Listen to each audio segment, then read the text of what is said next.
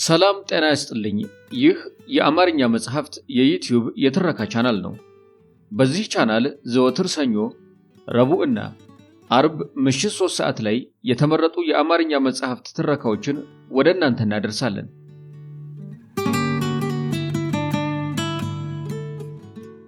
በዛሬው የትረካ ሰዓታችን ቤልጂጋሊ በ2018 ዓ.ም መግቢያ ላይ ካሳተመው በኔ ስም አይሆንም ከተሰኙ የአጫጭር እውነተኛ ታሪክ ስብስብ ከሆነው መጽሐፍ ውስጥ ያገኘናቸውን ጥቂት ታሪኮች እንደዚህ አሰናዳ ነው። ትረካውን ማድመጥ ሲጀምሩ ቪዲዮን ላይክ ማድረግዎን አይርሱ።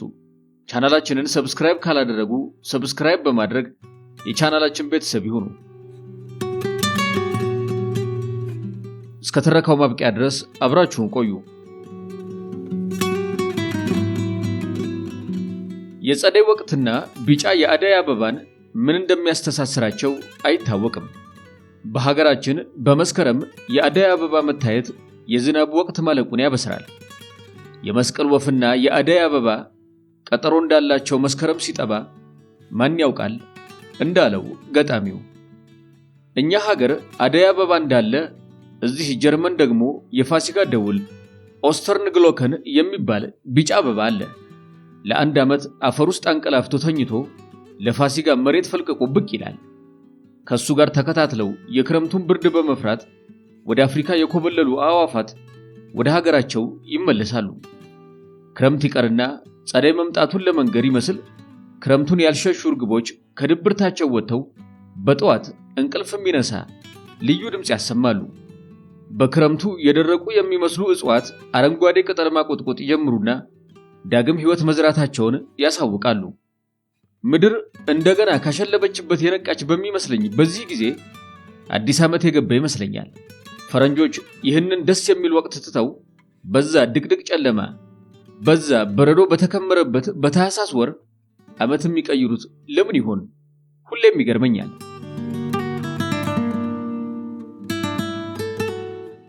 የፋሲካ ደውል አበቦች አብበው ብዙ ስለማይቆዩ እነርሱ በብዛት ወደሚገኙበት ቦታ በየዓመቱ ሄዳለሁ።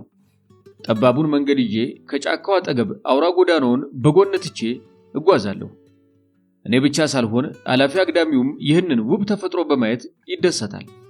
አበቦቹን ሳልፍ አንድ ሁሌ አዲስ የሚሆንብኝና የሚያሳዝነኝ ነገር አለ። ከመንገዱ ጥግ አበቦቹ በበቀሉበት ስፍራ የአንድ ሰው መቃብር ቦታ የሚመስል አለ። ይሄ መካነ መቃብር የታነጸለት በመኪና አደጋ ሕይወቱን ላጣ አንድ ወጣት ማስታወሻነት ነው። ጀርመኖች በአደጋ ምክንያት የሞቱ ሰዎችን ለማስታወስ ቢያንስ መስቀል ያስቀምጣሉ። ይሄኛው ግን ከዛም ተለቅ ያለ ነው። አበባና የልጁ ፎቶ ያለበት ትንሽ ሐውልት ሲሆን ሁልጊዜም በንጽህና የተያዘ ነው። ለብዙ ዓመታት አንድ ሸምገል ያለ ሰው ይህንን ቦታ ያጸዳል። ወቅቱን እየጠበቀ ተስማሚውን አትክልት ይተክላል። ሻማም በየጊዜው ያበራል። ተጣጣፊ ወንበሩን ዘርግቶ ቁጭ ብሎ ለብዙ ጊዜ ይተክዛል። በዛ ቦታ የሚያልፉ ሁሉ ሊያነጋግሩት ቢፈልጉም ማንንም አያነጋግርም። ዝም ብሎ ከልጁ ፎቶ ጋር ያወራል። ይህንን ተግባሩን ክረምት ይሁን በጋ አያቋርጥም። በሳምንት አንዴ ወይም ሁለቴ ያደርገዋል እንጂ። ከጥቂት ዓመታት በፊት ስለ ሰውየው የሚያውቅ ሰው አግኝቼ ሲያወጋኝ ይህ ሰው ሚስቱን በካንሰር ህመም፣ ልጁን ደግሞ በመኪና አደጋ ያጣ ሲሆን አንዴ ሚስቱ በተቀበረችበት ቦታ፣ ሌላ ጊዜ ልጁ በወደቀበት ቦታ እየሄደ ባይሰሙትም ያወራቸዋል። ለብዙ ዓመታትም ቦታው ውበት ሳይለየው አምሮ ይታይ ነበር። ዘንድሮ እንደለመድኩት ወደዚያ ቦታ ሄድኩኝ። አበቦቹ አሉ። አካባቢው አምሯል። የወቅቱ ሽግግር ላይ እንዳለን ያበስራል። ያ ቀድሞ አምሮ ይታይ የነበረው የወጣቱ የመቃብር ሐውልት ግን የቀድሞ ውበቱ ነጥፏል። በዙሪያው ያሉ ክረምት የተተከሉ እጽዋት ሳይነቀሉ፣ አረሙ ሳይታረም፣ የጸደይ አበቦች ሳይታዩ የሻማ ማብሪያው ወድቆ ይታያል። ከወራት ለሚቆጠር ጊዜ እንክብካቤ እንደተለየው ያስታውቃል። ካየሁት በኋላ ምንም ነገር ማለት አልቻልኩም። መልእክቱ ግልጽ ነው፣ ገብቶኛል። አባትየውም ልጁ ወዳለበት የዘላለም ዓለሙ መሄዱን በማሰብ አዘንኩ። ሁለት የትውልድ ሐረግ አብሮ እንዳከተመ ተሰማኝ። ማንንም መጠየቅ ሳልፈልግ ተውኩት። ያሰብኩት ሆኖ ከሆነም ሁሉንም ፈጣሪ በጎኑ ያሳርፋቸው፣ እኛንም ከዓመት ዓመት በሰላም ያድርሰን። አሜን።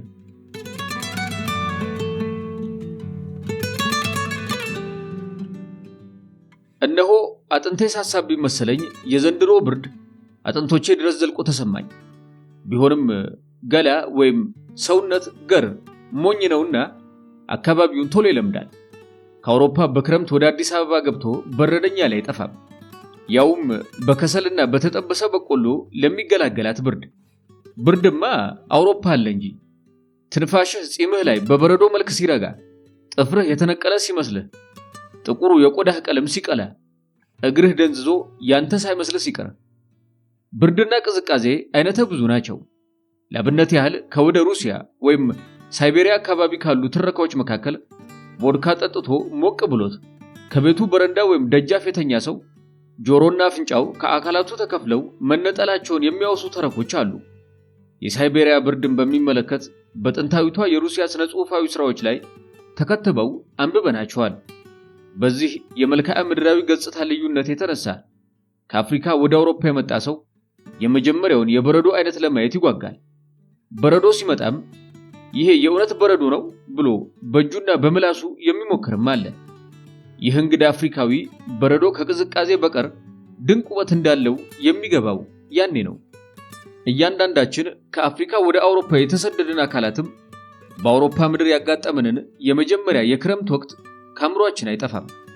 መጀመሪያ ወደ አውሮፓ ስንመጣ የቀድሞ ስያሜዋ ሶቪየት ህብረት በጋ ስለነበር ሙቀቱ ከአፍሪካውያን ስደተኞች የቀደመ የኑሮ መልክ ጋር ስለሚጣጣም ያስደስተናል። የእጽዋትና አታክልቱ አረንጓዴ መልክ ለተመልካቹ የደስታ ስሜት ይፈጥራል።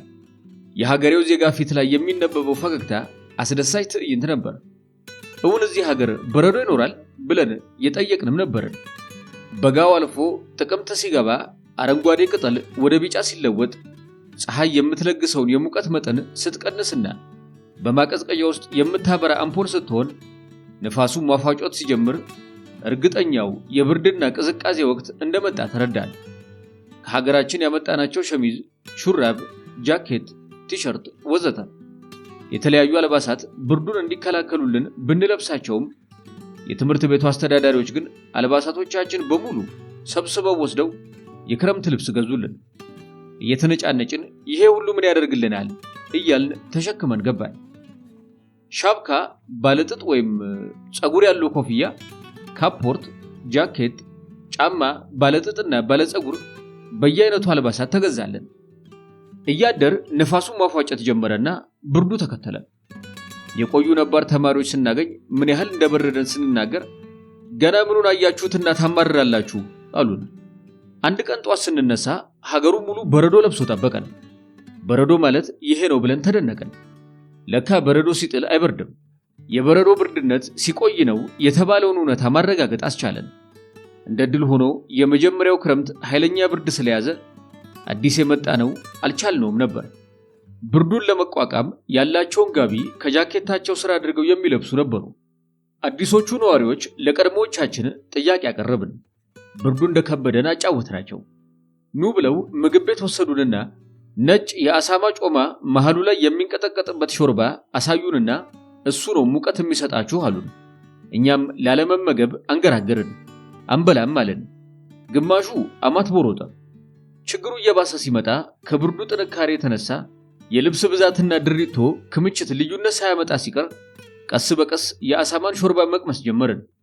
እየለመድነው ስንመጣ በሰፊው ተያያዝ ነው። የአሳማ ሾርባው በበኩሉ ችግር ፈጠረ። ሆዳችንን መጎርበጥ ጀመረው። የሆድ ቁርጠት ሲያስቸግረን እንደተለመደው ወደ ሲኒየሮቻችን በመሄድ ችግራችንን ያስረዳን። እነርሱም ከቁርጠቱ መፍትሄ ያሉትን ጠርሙስ ሙሉ ቮድካ መጠጥ አመጡልን። እኛም ደግሞ ቮድካ ልንጠጣ ብለን ቡራ ከርዩ አለን። አንዳንድ መለኪያ ሞክሩ ተባልን። በመለኪያ የጀመርነው እያደር ወደ ጠርሙስ አደገ። ቮድካን ሳንወድ በግድ ለመድናት። ስለሆነም ብርዱ፣ የአሳማ ጮማ፣ ቮድካ ወዘተ ተላምደናቸው ለመፍትሄ የምናዘወትራቸው ሆኑ። ክረምቱ ለቆ በጋ ሲመጣ በክረምቱ ተቆራምዶ የነበረው የጉርምስና ፍላጎታችን በበላነው የአሳማ ስጋ መጠን እንቅልፍ ነሳን። ተነስተን ወደ ቀድሞ ተማሪዎች ዘንድ በመቅረብ በአንስታይ ጾታ ዙሪያ ያለንን የተፈጥሮ ግፊት በምን መልኩ መዳኘት እንዳለብን ጠየቀን።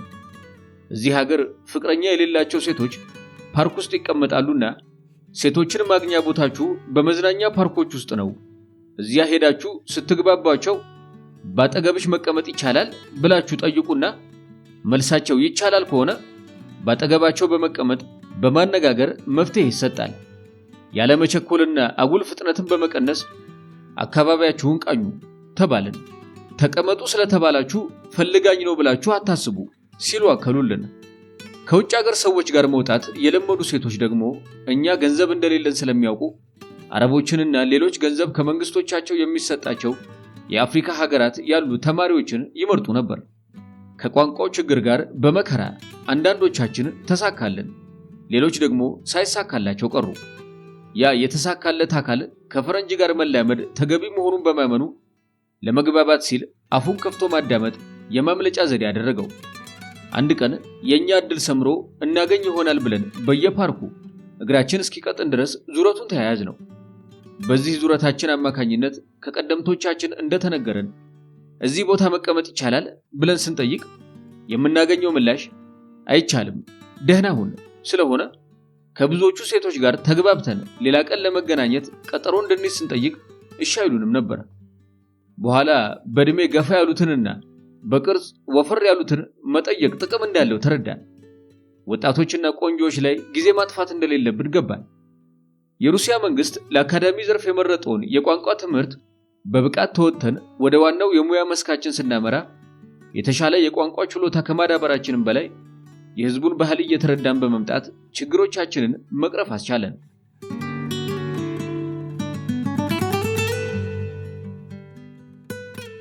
መስኮቴ ላይ ተገትሬ ውጪውን እመለከታለሁ። የዘንድሮ ብርድ አለቅ ብሏል። በትልቁ ጎዳና ላይ አንድ በቅርብ የመጣ ሀበሻ ይጓዛል። የክረምቱን አለባበስ ገና የለመደው አይመስልም። የለበሰው ጃኬት፣ ያደረገው ሻርፕ ተዝረክርኳል። የሹራቡ ኮፍያ ተንጋዶ ጫማው የከበደው ይመስላል። መጀመሪያ የአውሮፓ ምድርን ስረግጥ የነበርኩበትን ሁኔታ አስታወሰኝ።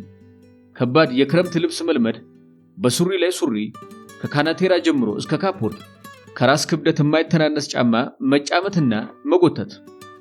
የልጁ ሁኔታ አዲስ የመጣ ሰው ከሚያጋጥመው የመላመድ ስቃይ ጋር ተመሳሰለብኝ። አንገቱን ደፍቶ አቀርቅሮ እግሩን እየጎተተ ይጓዛል። ምን እያሰበ ይሆን? የክረምቱን መርዘም፣ የልብሱን ክብደት፣ የመኖሪያ ፈቃድ ሁኔታ። አዲስ የመጣ ሰው ኑሮ እስከሚስተካከልለት ድረስ መከራው ብዙ ነው። ከሁሉም በላይ ደግሞ የሚያሳንስና የሚያዋርድ አንገት ማስገቢያ የመኖሪያ ፈቃድ አለማግኘት ነው። እግር የሚያስጎትት ተካዚ ውስጥ የሚከትነውና የኔ የስደት ተሞክሮ እስካሁን ድረስ የትላንት ትዝታው አልተለየኝም። ቃለ መጠይቅ እንዳደርግ ከ3 ወር በፊት ቀጠሮ ሲሰጠኝ 90 የመከራ ቀናት ከፊቴ እንደተደቀነብኝ ቆጠርኩ። ሐሳብ ሲያናውዘኝ ከርሞ ቀኑ ደርሶ የመጀመሪያውን ቃለ መጠይቅ ለማድረግ ዚሪንዶርፍ የሚባል ከተማ ሄድኩኝ። እዛም ከሌላ ቦታ ከተጠራ ሀበሻ ጋር ተገናኘው። እንደተገናኘንም ስለ ችግሮቻችን ተወያየን። አዲሱ ባልንጀራዬ ከኔ ይልቅ አሳማኝ የስደት ማመሳከሪያ ምክንያት አለው። የመጣው በደርግ ጊዜ ሆኖ ደርግን ከሚቃወሙ የብሔር ነፃ አውጪ ድርጅቶች ውስጥ ያንዱ አባል ነበር። እኔ በወያኔ ዘመን የወጣው ድርጅት አልባ ግለሰብ፣ እሱ ደርግ ሲወርድ ወደ ሀገሬ ልገባ ነው ብሎ ለጀርመን መንግስት አሳውቆ ሲዘገጃጅ የሚደግፈው ድርጅት ከወያኔ ጋር በመጣላቱ ወደ ሀገር መግባትህ አደጋ አለው የሚል የድጋፍ ወረቀት የተጻፈለት ሰው ነበር። እርሱ ጥገኝነት የጠየቀበትን የስደተኝነት መንስኤ ምክንያት ስሰማ እሱ በአውቶማቲክ መሳሪያ፣ እኔ ደግሞ በባዶ እጅ የምዋጋ መሰለኝ። እሱ ከኔ ቀድሞ ተጠርቶ ገባ። ከሱ ዝግጅት ተስፋ ቆርጬ በሐሳብ ጭልጥ ብዬ አዘንኩ፣ ተከዝኩ። የወደፊት ህይወቴን ማሰላሰል ጀመርኩ። ከ2 ሰዓት በላይ ቆይቶ ወጣ። ቀጥዬ እኔ ገባው። ቃለ መጠይቅ የሚያደርገው ሰው ለ45 ደቂቃ ያለማቋረጥ ሲጠይቀኝ ቆይቶ ጨርሻለሁ ውጣ አለኝ። ስወጣ ለካ ጓደኛዬ እየጠበቀኝ ነበር። እርሱን ቃለ መጠይቅ ሲያደርጉለት ብዙ ሰዓት በመውሰዱ ተደስቶ ነበርና ሲያገኘኝ ባይቀበለኝ ኖሮ እንዳንተ ቶሎ ነበር የሚያስወጣኝ አለኝ። እኔም አምኜው በድሌ እያዘንኩ ወደ መጣሁበት ተመለስኩ። ከ2 ዓመት በኋላ እንደገና እኔና እሱ በአንድ ጠበቃ ቢሮ ውስጥ ተገናኘን። እኔ ሄድኩበት ምክንያት አንዲት ጎረቤቴ ለያዘችው ኬዝ በአስተርጓሚነት ላግዛት ሲሆን ያ ጓደኛዬ ደግሞ ለተመሳሳይ ተግባር ተወክሎ የመጣ እንደሆነ ራሴን አሳመንኩና የኔን አመጣጥ አስረዳሁት። እርሱ ሲመልስልኝ እኔ ለራሴ ጉዳይ ነው የመጣሁት አለ። ያን ያልተቀበሉህም ነበር ብዬ ጠየቅኩት። ምን ይቀበሉኛል? ወደ አገረ ብትሄድ ችግር አይገጥምህም ብለው ወሰኑብኝ እንጂ። አንተስ አለኝ። እኔን እኮ ተቀብለውኛል ስለው የመጠራጠር ምልክት ስላሳየኝ ወረቀቴን አውጥቼ አሳየሁት። በዚህ ጊዜ ክፉኛ አዘነ፣ ተከዘ፣ ጭንቅላቱን ደፋ። እኔም አብሬው አዘንኩ። ከዓመታት በኋላ ሌላ ቦታ ተገናኝተን ስናወራ በፍርድ ቤት ተከራክሮ ወረቀቱን እንዳገኘ አበሰረኝ። ሐሳቤ ወደ አዲሱ ልጅ ተመለሰ። ለመሆኑ ኤርትራዊ ነው ወይስ ኢትዮጵያዊ? በየት በኩል ይሆን ወደ ሀገር የገባው? በሳሃራ ሊቢያ ወይስ በሌላ መንገድ? ኢትዮጵያዊ ከሆነ የሰጠው አሳማኝ ምክንያት ወይም ኬዝ ምን ይሆን? በአሁኑ ሰዓት ተቀባይነት ያለው ኬዝ ምንድን ነው? እኔ የተጓዝኩበትን መንገድ አስቤ በጎን ተመኘሁለት።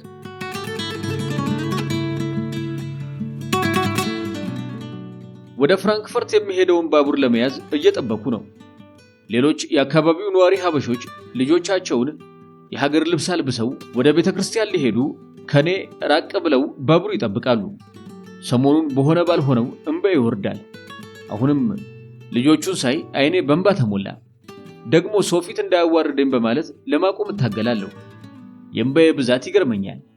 ዶሮ ስሰራ አንዳንዴ በሽንኩርቱ እያሳበብኩ ሳቅሏላ ዶሮ ስገነጥልና ሳጥብ ሁሉ ይወርዳል። ይሄ የዛሬው ፋሲካ ብቻዬን ለመጀመሪያ ጊዜ የማከብረው በዓል ነው። 20 ዓመት ሙሉ ያለፉ በዓላትን ሳከብር አንድም ጊዜ እንኳን ከልጄ ጋር አልተለያየንም። የልጄን 1 ዓመት ልደት ሳላከብር ነበር አባቷ ሌላ ሴት አፍቅሮ የተለየን። ከዚያ ጊዜ ጀምሮ እኔና ልጄ ብቻ ሌላ ሰው ሳንጨምር አክብረናል። ነፍሷን ይማራትና እናቴ አንዴ ልጠይቀን መታ ለ2 ወር ከኛ ጋር ተቀምጣ ነበር። ከልጄ ጋር ስኖር ምንም ጊዜ ቢሆን ብቸኝነት ተሰምቶኝ አያውቅም። ምናልባትም ለዚህ ሳይሆን ይቀራል ሌላ ባል ለማግባት ያልሞከርኩት። እሱ ብቻ አይደለም፣ ሕፃን እያለች ሌላ ወንድ አምጥቼ ቢበድለኝ ብዬ ስሸሽ ቆየሁ። በዚያን ጊዜም ወንድ ሲጠጋኝ እንዴት እንደሚያደርገኝ አስታውሳለሁ።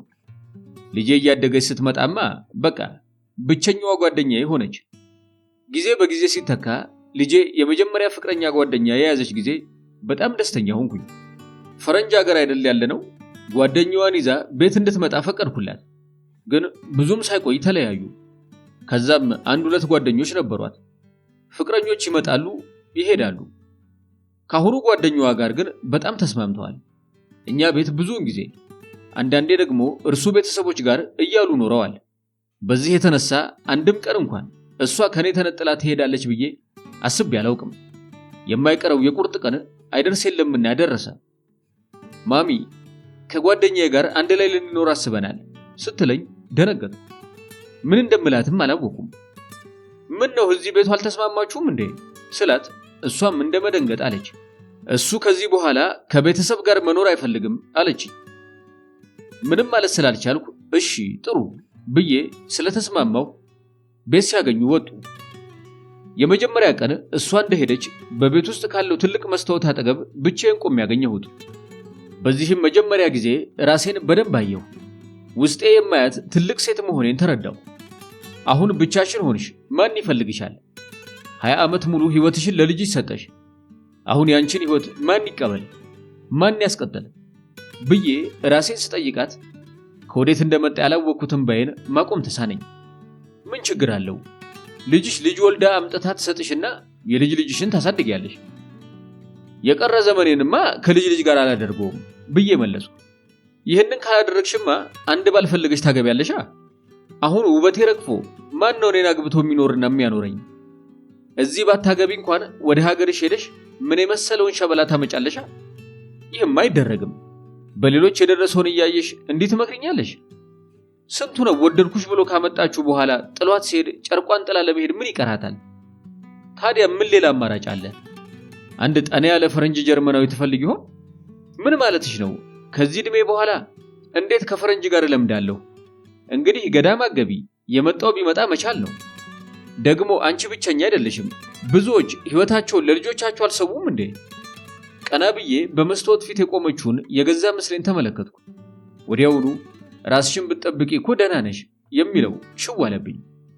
ከዛን ቀን ጀምሮ መስታወቱ ጋር ቆሜ ከራሴ ጋር ማውራቴን አዘወተርኩ። አንዳንዴ ማበዴ ይሆን እንዴ ብዬ ስለማስብ ቢጨንቀኝ ለነፍስ አባቴ ሁኔታዬን ገለጽኩ። ለዚህ የአንድ ሱባኤ ማለትም የ7 ቀን ጠበል መፍትሄ አለውና እረፍት ወስደሽ ኢትዮጵያ ሄደሽ ተጠምቀሽ ተመለሽ አሉኝ። ጠበሉ የብቸኝነት ስሜቴን ከውስጤ የማያወጣ መሆኑ ቢገባኝም እንባዬና መስታወቴ ግን የደረሱልኝ ይመስለኛል።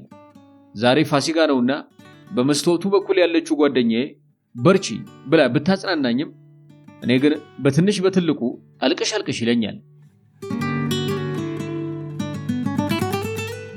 ጥንቱን ነበር እንጂ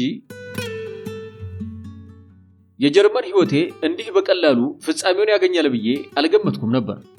ይኸው አሁን 2 ምርጫዎች ብቻ ቀሩኝ። የተፈረደብኝን 1 ዓመት ተኩል መታሰር ወይም ሌላ አውሮፓ ሀገር ሄጄ እጅ መስጠት። የጀርመን የመኖሪያ ፈቃድ ለማግኘት ያሳለፍኩትን ያን ሁሉ ውጣ ውረድ አልፌ ያገኘሁትን መልካም ዕድል እንዲህ ላበላሸው። ከጠበቃዬ ጋር ጉዳይን ሳልከታተል ቆይቼ የፍርድ ቤት ቀጠሮ ሲደርሰኝ ነበር እንደገና የተያየ ነው ከዓመታት በኋላ መምጣቴ ገርሞት በሰብአዊነት ፈቃድ እንዲሰጡህ እንጠይቃለን እንጂ አለኝ። ዳኛው ጥሩ ስለነበር የፖለቲካ ጥያቄን ትቶ ጀርመን ውስጥ የቆየሁበትን ዓመታት ጠቅሶ በሰብአዊነት ተቀበለኝ። ያንን ቀን እንደገና የተወለድኩ ያህል ነበር የቆጠርኩት። ከፍርድ ቤቱ ስወጣ ካሁን በኋላ መኖሪያ ፈቃድ ካገኘው ጭንቀት ከለቀቀኝ ሕይወቴ ከተስተካከለ ሥራ እየሰራሁ ቤተሰብ እየረዳሁ የተስተካከለ ኑሮ ኖራለሁ ብዬ ለራሴ ቃል ገብቼ ነበር። ስራዬን እየሰራሁ በጥሩ ሁኔታ ኑሮዬን ቀጠልኩ። ገንዘብ አጠራቀምኩና ለእረፍት ወደ አዲስ አበባ ሄድኩኝ። ገንዘቡ አለ፣ ጫቱ አለ፣ መጠጡ አለ፣ በሴቶች መከበቡ አለ። አዱገነት ከድሮ የበለጠ ውብ ሆና ጠበቀችኝ። የድሮ አብሮ አደጎቼን ትቼ ጫት ቤት የተዋወቅኳቸውን አዳዲስ ጓደኞች ያስኩኝ። አንድ ቀን ጫት ስንቅም ለምን ቢዝነስ አትጀምርም ጠየቁኝ። ጫት ብትወስድና እዚያ ቢሸጥ ያዋጣል አሉኝ። ቦሌ የፍተሻ ችግር እንዳይኖር አመቻቹልኝ። ቢዝነስ ተጀመረ፣ ተደጋገመ። አንድ ቀን እንደተለመደው ጫቱን ጭኜ ፍራንክፈርት አውሮፕላን ማረፊያ ፍተሻ ላይ ሲያዝ ደነገጥኩኝ። ስሜንና አድራሻዬን ጽፈው ለቀቁኝ። ቆይቶ በገንዘብና የ50 ሰዓት የነፃ ሥራ ቀጡኝ። ገንዘቡም ሥራውም ቀላል ስለነበር ከፍዬና ሰርቼ ጨረስኩኝ። ሌሎች ጫት ነጋዴዎች ሲያመላልሱ ምንም ስላልሆኑ የኔ መያዝ አጋጣሚ ነው ብዬ ቀስ በቀስ እንደገና ጀመርኩ። ደጋገምኩ። የተፈራው ቀን ደረሰና እንደገና ተያዝኩኝ። ስሜንና አድራሻዬን ይዘው ለቀቁኝ። ቆይቶ ፍርድ ቤት ቀረብኩ። የቀድሞ መዝገቤ ወጥቶ ተነበበ። እኔ ያልገባኝም እንጂ ያለፈው ቅጣት ውስጥ ደግሜ በዚህ ጥፋት ብገኝ 1 ዓመት ተኩል ልታሰር ፈርሜያለሁ። ይኸው አሁን ከወር በኋላ አቅራቢያችን የሚገኝ እስር ቤት ሄጄ የስር ፍርዱን እንድጀምር ደብዳቤ ደረሰኝ። ከስሩ የሚብሰው ግን በሰብአዊነት የተሰጠኝ የመኖሪያ ፈቃድ ከወንጀል ነፃ እስከሆንኩ ድረስ ብቻ ነውና እንዲያ የተደሰትኩበትና የጀርመን የመኖሪያ ፈቃድ እንዲህ በቀላሉ ልነጠቅ ነው። የሚቀጥለው ሕይወቴ እንደገና ጨለማ ሆነ። እስር ቤት ገብቼ ልውጣ? ከስሩ በኋላ ወደ ሀገር ቤት ቢልኩኝ ወይስ ጠፍቼ ወደ ሌላ ሀገር ሄጄ በሌላ ስም አዲስ ስደት ልጀምር? ስዊዘርላንድ ይሻለኛል ወይስ እንግሊዝ? ኖርዌይና ስዊድን መቼም አይታሰብም። ባሻራ እንደገና ቢያገኙኝስ? እንቅልፍ አጥቼ ሳወጣ ሳወርዱ ውላለሁ። ከ10 ዓመት የጀርመን ኑሮ በኋላ እንደገና ከዜሮ መጀመር፣ ተነቃል ተነቃ እየተሳቀቁ መኖር። ደሞ ከአበሻ ጋር ውጭ ሀገር ስትኖሩ ይችን አባባል መስማታችሁ አይቀርም። ትላንት ጓደኛዬ ደውሎ የነገረኝ ጉዳይ እንደገና አባባሏን እንዳስታውስ አደረገኝ። የት ልትሄድ ነው ይሄ ሁሉ ጥርፊያ አልኩኝ ጓደኛዬን በስልክ ሳወራ። ቀብር አለብኝ፣ ሰዓት ደርሶብኛል አለኝ። የማን ቀብር? አታውቀውም? ማንም ሀበሻ አያውቀውም። በዚህ ትንሽ ከተማ ውስጥ ያውም ሀበሻ? አዲስ የመጣ ነው? አይደለም፣ አረ በጣም የቆየ ነው። እንደኛው አካባቢ የመጣ ነው አሉ። ግን ምንም አይነት ግንኙነት ከሀበሻ ጋር የለውም። ታዲያ እንዴት አወቅ መሞቱን? ጀርመኖቹ ከበይነ መረብ ሳይት የኮሚኒቲውን ኢሜል አግኝተው ጻፉልን። ከመሞቱ በፊት አንድ ጊዜ ጠይቀነው ነበር። ከአማርኛው ጀርመንኛው ይሻለኛል ባይ አይነት ነበርና የቤተሰቦቹን አድራሻ ብንጠይቀው ለመስጠት ፈቃደኛ አልነበረም። ታውቃቸው የለ እነዚህ ከጀርመኑ በላይ ጀርመን የሆኑ አበሾችን እንደነሱ አይነት ነው። ገባኝ። ታሞ ስጠይቁት ከደበረው ታዲያ ለመቅበር ምን አነሳሳችሁ? እኛማ ከሚያቃጥሉት ቢቀበር ይሻላል ብለን ነው። ገባኝ አልኩኝ ፈገግ ብዬ የሐበሻን ቅልቦና እያሰብኩኝ። የጓደኛዬ ንግግር ብዙ ነገር አስታወሰኝ። ከሐበሻው ኮሚኒቲ ተነጥሎ መኖርን ይወደዱ አሉ። እንኳን እዚህ ካለው ከቤተሰቦቻቸው ግንኙነት የማይፈልጉና ምንም አይነት ግንኙነት የሌላቸው ቁጥራቸው ትንሽ አይደለም። ባለፈው አዲስ አበባ አንድ ሰው ጀርመን ሀገር ያለውን ዘመዱን እንድፈልግለት አጥብቆ ጠየቀኝና ፎቶ ሰጠኝ። የተባለውን ሰው ሳጠያይቅ ሃምቡርግ ነዋሪ ሆኖ ተገኘ። የተላከውን ፎቶ ሲያሳዩት የወጣትነቱ የሱ እንደሆነ አመነ። ስልክ ቁጥር ሰጥተነው ቤተሰቦቹን እንዲያገኝና እየተጨነቁ እንደሆነ ነገሩት። ይኸው 2 ዓመት ሞላው፣ አልደወለም። ድሮ አንዲት ማውቃት ልጅ ነበረች። ሆነ ብላ ፈረንጅ ለማግባት ቆርጣ የተነሳች። አንዳንዴ ነገር ሁሉ ይጠም የለ እምቢ አላት። ሞክራ ተመልሳ ወደ ሐበሻ ፊቷን ብታዞርም ሐበሻውም ጠፋ። አዲስ አበባ ሄዳ አግብታ መጣች። ለነገሩ ከእድሜዋ ያነሰ ቢነኩት የሚሟሸሽ የመሰለ የሚያንጸባርቅ ወጣት ነው ባል አድርጋ ያመጣችው። ያክርምላት ብለን ያልተሳልንበት ታቦት አልነበረም። ስለታችን ሳይሰምር እሱም ፈረንጅ ኩያውን አግኝቶ እሷን ትቷት ሄደ። ይህ ሰው ትንሽም አልቆየ፣ ልጅ ይዞ አየሁት።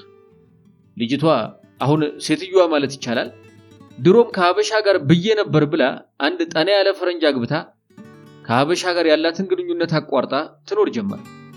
መንገድ ላይ እንኳን ሐበሻ ስታይ ፊቷን አዙራ ነው የምትሄደው። ጀርመናዊ ዜግነትና ደም ያለውን ሰው ማግባት የራሱ የሆነ ጥቅም እንዳለው ሁሉ ብዙ ጉዳትም አለው። የባህል ልዩነቱ፣ የቋንቋው አስቸጋሪነት የሚፈጥረው ችግር ብዙ ነው። ከሐበሻ ጋር ግንኙነት የሌላቸው ወጣቶች አጋጥመውኛል።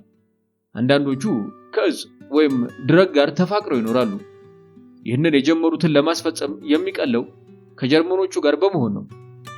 በበኩሌ ደሞ ከሐበሻ ጋር ብለው ሐበሻን ሲያዩ ፊታቸውን አዙረው የሚሰወሩትን የሀገሬ ልጆች የምመክራቸው ከሚለያየን የሚያስማማን ብዙ ጉዳዮች እንዳሉ ነው።